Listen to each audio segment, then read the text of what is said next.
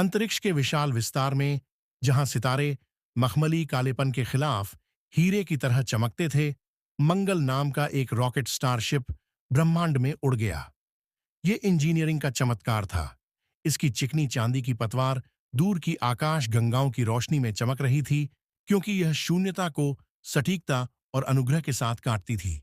मंगल ग्रह पर कैप्टन नोवा शीर्ष पर खड़ी थी। उसके हाथ नियंत्रण पर स्थिर थे और वह अपने दल को उनके गंतव्य की ओर निर्देशित कर रही थी। वह एक दृढ़ निश्चय वाली महिला थीं, जिनकी आंखें सुपरनोवा की तरह चमकती थीं और दिल पल्सर की लय से धड़कता था। उनके दल ने न केवल एक पायलट के रूप में उनके कौशल के लिए, बल्कि अज्ञात खतरों के सामने उनके अटूट साहस के लिए भी उनका सम्मान किया। जैसे जैसे वे अपने गंतव्य के करीब पहुंचे, वह लाल ग्रह, जिसने सदियों से मानवता की कल्पना को मोहित किया था, जहाज में स्थैतिक बिजली की तरह तनाव उत्पन्न हो गया।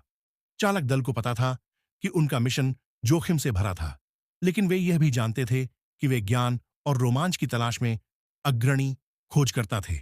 लेकिन जब वे अंततः मंगल की धूल भरी सतह पर उतरे, तो उन्हें अपने सपनों से परे कुछ पता चला। गहरे लाल रंग की रेत के नीचे एक प्राचीन सभ्यता के खंडहर हैं, प्राणियों की एक जाति जो लंबे समय से विलुप्त थी, लेकिन जिसकी विरासत पत्थर पर उकेरी गई अजीब चित्रलिपि में जीवित थी। जैसे जैसे उन्होंने आगे की खोज की, कैप्टन नोवा और उसके दल ने उन रहस्यों को उजागर किया जिसने उन्हें अंदर तक हिलाकर रख दिया।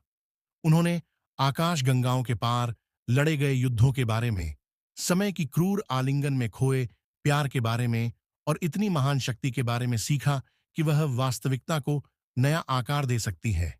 लेकिन जैसे जैसे वे मंगल ग्रह के रहस्यों में गहराई से उतरे, उन्हें कुछ और भी पता चला। छाया में छिपी कुछ अंधेरी और द्वेषपूर्ण चीज, एक ऐसी शक्ति जो अपने रास्ते में आने वाले सभी प्रकाश और जीवन को खत्म करना चाहती थी।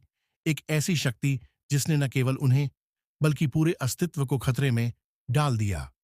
दुख से भारी दिल और दृढ़ संकल्प से जलती आत्मा के साथ कैप्टन नोवा और उसके दल को पता था कि उन्हें क्या करना है।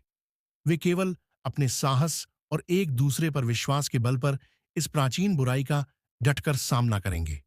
और जैसे ही वे मंगल की रक्त लाल धरती पर अवतरित अंधेरे के खिलाफ अपना रुख तय करने के लिए तैयार हुए, उन्हें एक बात निश्चित रूप से पता थी।